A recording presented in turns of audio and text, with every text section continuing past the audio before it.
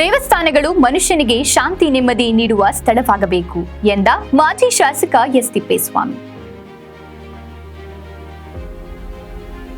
ಎತ್ತವರಿಗೆ ಗ್ರಾಮದ ಗುರು ಹಿರಿಯರನ್ನ ಗೌರವದಿಂದ ಕಂಡಾಗ ಮಾತ್ರ ಗ್ರಾಮದಲ್ಲಿ ಶಾಂತಿ ಮತ್ತು ನೆಮ್ಮದಿ ಸಿಗಲು ಸಾಧ್ಯ ಎಂದು ಮಾಜಿ ಶಾಸಕ ಎಸ್ ತಿಪ್ಪೇಸ್ವಾಮಿ ಹೇಳಿದ್ದಾರೆ.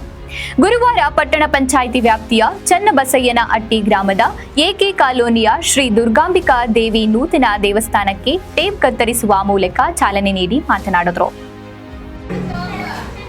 ಹೆಣ್ಣು ದೇವತೆಗಳಿಗೆ ಜಾಸ್ತಿ ಆದ್ಯತೆ ಕೊಡ್ತಿರ್ತವನ್ನು ನಾನು MLA ಆದಾಗ ಒಡ್ಡಳ್ಳಿ ಮಾರಮ್ಮ ಜಾತ್ರೆ ನೀವೆಲ್ಲ ನೋಡಿದ್ರಿ.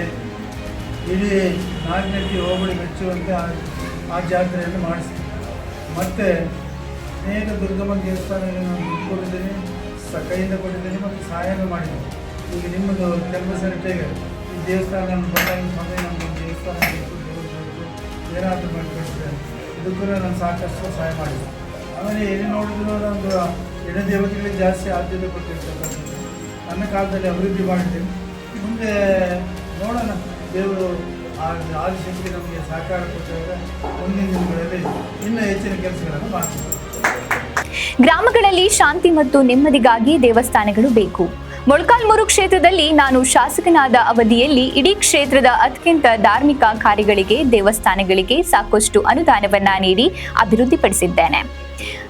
ಇತಿಹಾಸದಲ್ಲಿ ನಾಯಕನಹಟ್ಟಿ ವಡ್ಡನಹಳ್ಳಿ ಮಾರಮ್ಮ ಜಾತ್ರೆಯನ್ನ ಅದ್ದೂರಿಯಾಗಿ ಇಡೀ ಹೋಬಳಿಯ ಜನತೆ ಆಚರಿಸುವಂತೆ ಮಾಡಿದ್ದೇನೆ. ಚನ್ನಬಸಯ್ಯನಹಟ್ಟಿ ಗ್ರಾಮದಲ್ಲಿ ಶ್ರೀ ದುರ್ಗಾಂಬಿಕಾ ದೇವಿ ಶಾಂತಿ ಮತ್ತು ನೆಮ್ಮದಿಯನ್ನ ಗ್ರಾಮದ ಜನತೆಗೆ ನೀಡಲಿ ಎಂದು ಶುಭ ಹಾರೈಸುತ್ತೇನೆ ಎಂದರು.